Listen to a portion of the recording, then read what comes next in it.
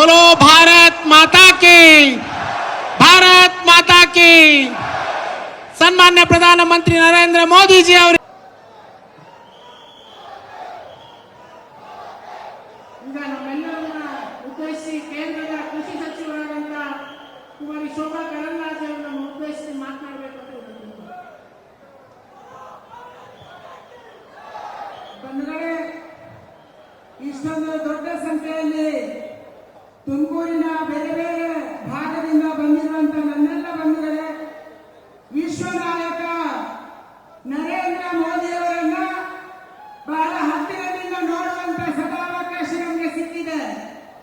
ನಮ್ಮ ನರೇಂದ್ರ ಮೋದಿ ಅವರು ಭಾರತದ ಧ್ವಜವನ್ನ, ತ್ರಿವರ್ಣ ಧ್ವಜವನ್ನ ವಿಶ್ವದ ಎಲ್ಲ ದೇಶಗಳ ಮುಂದೆ